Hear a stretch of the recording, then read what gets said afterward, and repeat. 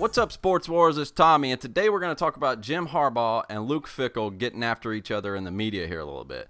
Now, this is interesting because we've got two high-profile coaches throwing stones at each other, and it all centers around the transfer portal. Of course it does, right? Now, Deadspin has this story. Several other people have this story. This article, I think, kind of hits on some of the highlights of it, so we'll sort of go through that a little bit. So of the NCAA's heavy-handed mechanisms for controlling players, the transfer portal is among the most confusing. You can say that again. The thing launched, if you remember, that launched around October last year with sort of half-cocked rules. I mean, it was a work group they put together. They said it took like a year and a half to cook the thing up, but some of the transfer rules were really soft, and we weren't sure what would be allowed as far as a transfer goes and what wouldn't be. They've done some patchwork updates to the rules along the way, and we'll talk about one of those patchwork updates here specifically because it actually affects this issue. So the 2018 opening of the portal theoretically makes it easier for athletes to switch schools, though it has done little to make things to actually make things smoother for transferring players, which makes sense since it's an incremental reform from the fundamentally broken organization. So incremental reform, I mean, that's fine and well, but there are some big holes in the transfer process that weren't thought out.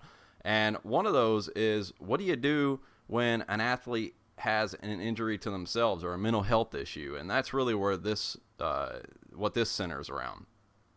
So Hudson was recruited as a defensive lineman, but Wolverines head coach Jim Harbaugh shifted him to offensive tackle shortly after he arrived at his first camp.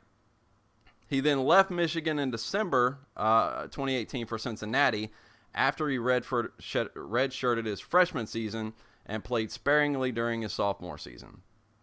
Transfer rules still dictate that players must sit out one season, though Cincinnati filed for a waiver for immediate eligibility, likely on the grounds that Hudson left Michigan for mental health reasons. Now, Jim Harbaugh has had some comments about the mental health issue, which weren't really taken all that well. And actually, Hudson's mother spoke out on those.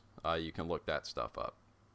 So that waiver ultimately was denied in May, and they noted that Hudson was not transferring to a school within 100 miles of his hometown of Toledo, and that there was no documentation of any mental health issues at Michigan.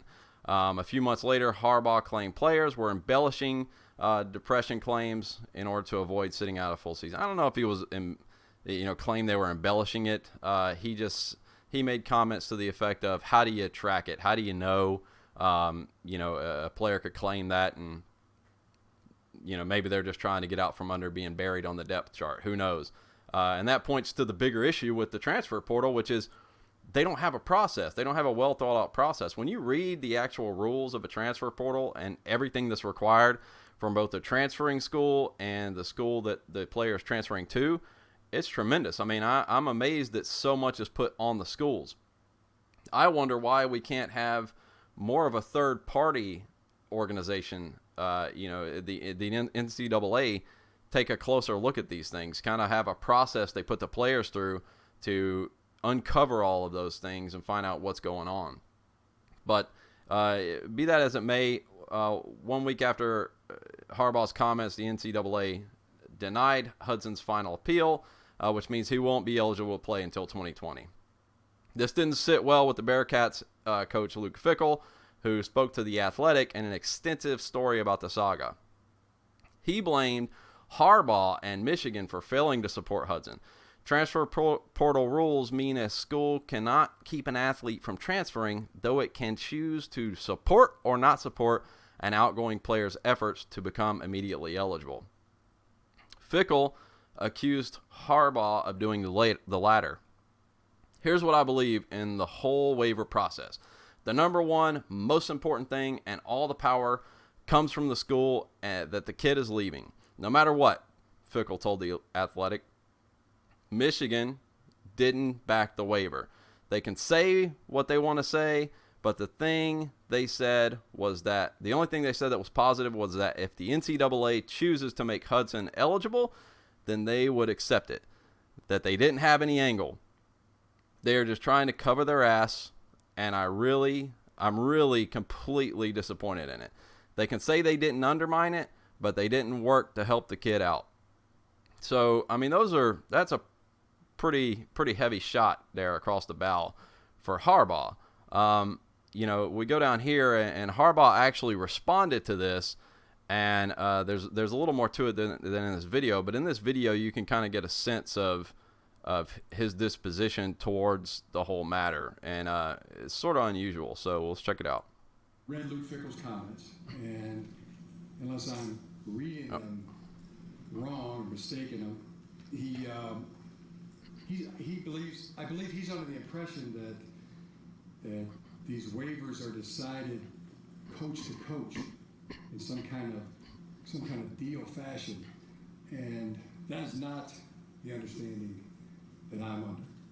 I'm under the understanding that the NCAA decides these waivers, and unless he has something that he can bring forth and share and enlighten us and the entire football world, I would really like to know what that is, because he called me in March and asked me about, specifically he wanted to know about the position switch that James was switched from defensive line to offensive line. I told him, I said, yeah, I mean, after 2 weeks of practice watching James at defensive line, I personally, not other coaches, I went up to him and said, James, I think you got the body type to be a really good offensive tackle. We don't mandate what positions players play at the University of Michigan. You can compete at whatever position that you want. Do you want to try it out? He did. Turned out that he was really good at that offensive line position. So there he's just giving the backstory on sort of what, in his mind, led to the transfer request. Harbaugh detailed that call. He said Fickell specifically asked about Hudson's struggle with the position switch from defensive to offensive line, and that he implied that he wanted Harbaugh to lie to the NCAA about it. Harbaugh said Hudson was fine with swapping positions, but Fickell wanted to overplay the tension. He wanted that to be the focus of the transfer request. And this is Harbaugh, Coach Fickell tried to coach me on how to say it differently, he said. Not saying it in that way. I told him, I'm not going to lie. That's huge. We've got essentially a coach accusing another coach of trying to coach him through getting around the waiver process. And now, Jim Harbaugh is essentially calling into question Coach Fickell's ethics, which is a big deal. You don't really see that too much just out in the media with college football coaches. And, this is another story covering it here from ESPN. Harbaugh again saying, I'm not going to lie. That's how I personally feel about it. This is sort of the thing that is the problem. It's the NCAA's rules, their guidelines. You go to their website, and this is the update, the patch, that they put in June, and it walks through some of the issues that they addressed. And one of them in particular is, with a player transferring because of their own injury or illness. So that is just to get the player closer to their home or transfer or their support system. Now, is that right? Is that wrong? Where did the 100 miles come from? Who knows? But this is what they have in play right now. So both Fickell and Harbaugh are kind of right in that both schools had some responsibility, in my opinion, too much responsibility in a transfer of a student athlete. But they both are kind of missing the fact that at the end of the day, if Hudson is claiming that he was suffering from depression and things like that, that the NCAA has instituted this 100 miles rule. So where'd that even come from? Where's the magic number of 100 miles got to do with anything? Why not 50 miles? Why not 200 miles. Who knows? I mean, this is why no wonder everyone's so confused. Coaches don't really understand the rules. The media doesn't understand the rules. How are we as fans expected to understand the rules? So of course we're frustrated, and on the outside we see, one case get approved, one case not get approved, and there's no common rhyme or reason for us. Here they go through the process, and it's unbelievable that they didn't have some of this in play before. In those cases, the school must provide contemporaneous medical documentation that the student athlete treating professionals show the student athlete is debilitated and was receiving treatment before the transfer.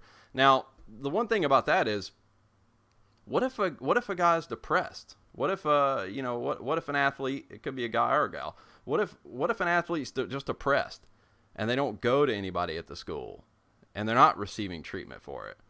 Shouldn't they be able to reach out to the NCAA and put their name in the transfer portal and start a process to be evaluated by a third party to actually have that diagnosis made?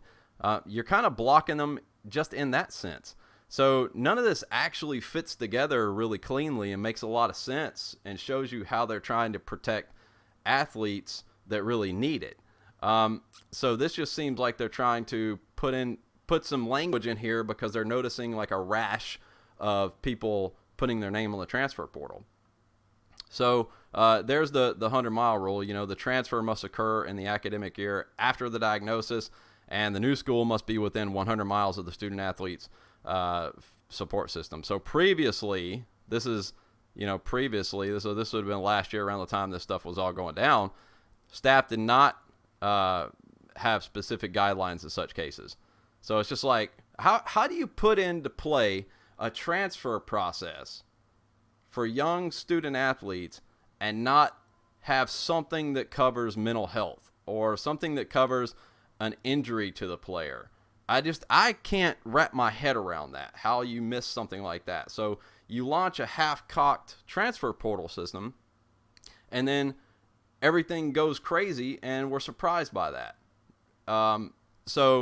But in the rise of waiver requests for student athletes on injury or illness, particularly mental health issues, now the membership's creating some guidelines.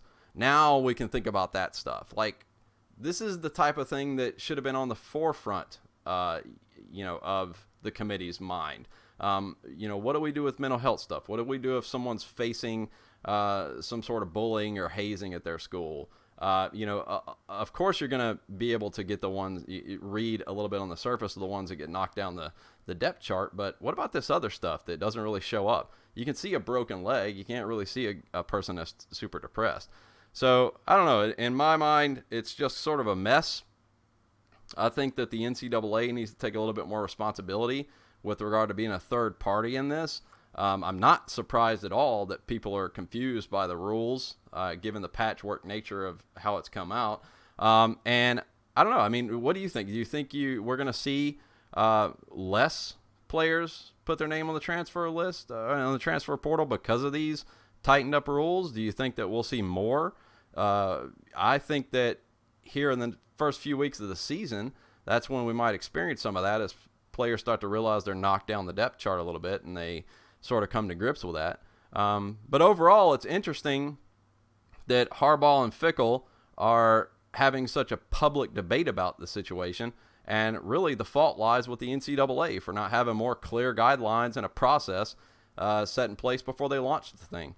So I don't know, you tell me, what do you think in the comments below? Thanks for checking out this video, and we'll talk to you later.